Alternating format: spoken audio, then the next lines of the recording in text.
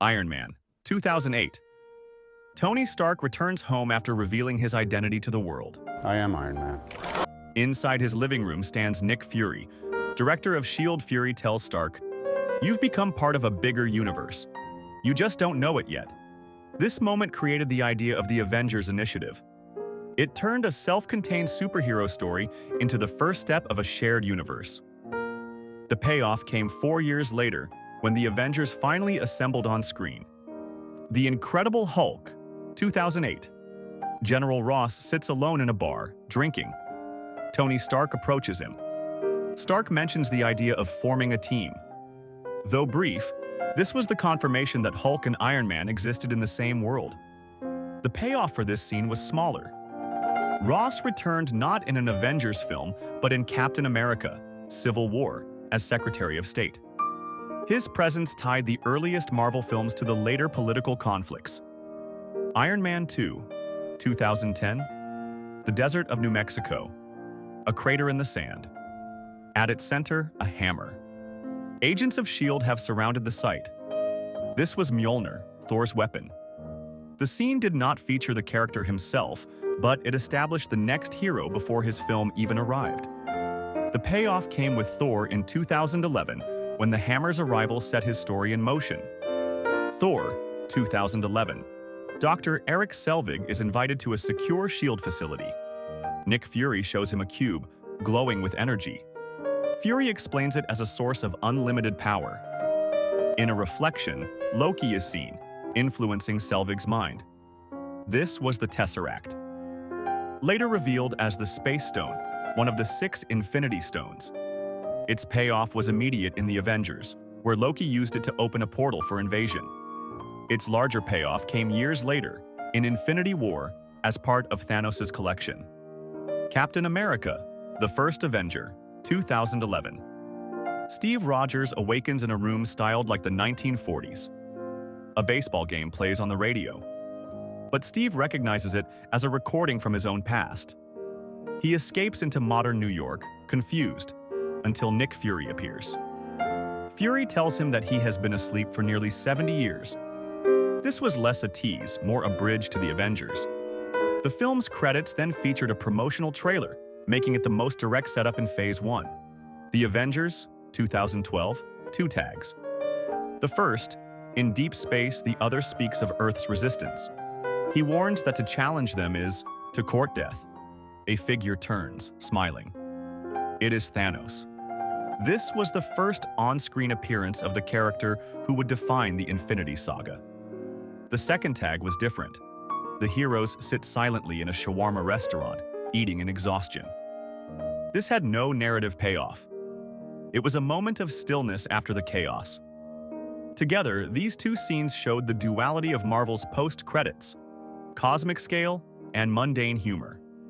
Iron Man 3, 2013. Tony Stark recounts his story. He speaks of anxiety, battles, and his struggles. Across from him sits Bruce Banner. But Banner is not paying attention. He has fallen asleep. The reveal reframes the entire narration of the film as Tony venting to a friend. This scene had no major payoff. It existed only as comedy and character connection. Thor, The Dark World, 2013, 2 scenes again. First, Sif and Volstagg bring the ether, revealed as an Infinity Stone, to the Collector. The Collector accepts it, muttering, "1 down, 5 to go." This linked the film to the wider Infinity Stone storyline. The payoff came in Infinity War, where the Collector already possessed the Reality Stone. Second, Thor returns to Earth. He reunites with Jane Foster. A frost beast roams London in a brief comedic shot. This closed the personal narrative of Thor and Jane, though it carried no long-term impact.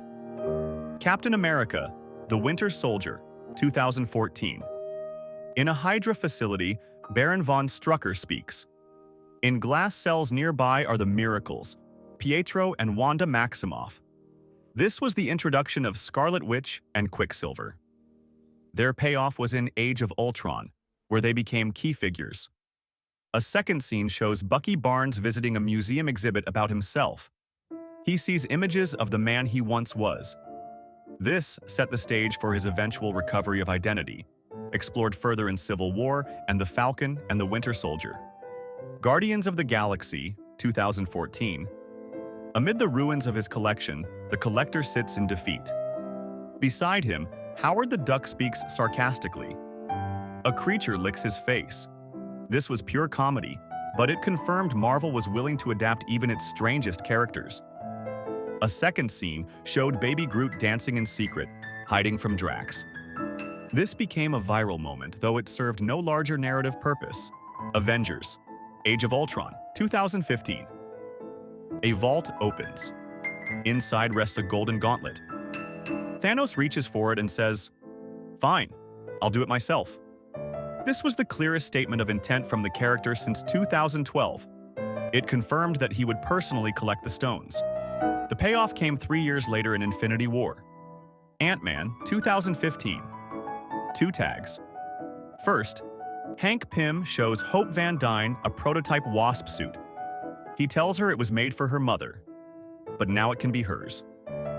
This promised Hope's transformation into the Wasp. The payoff was an Ant-Man and the Wasp.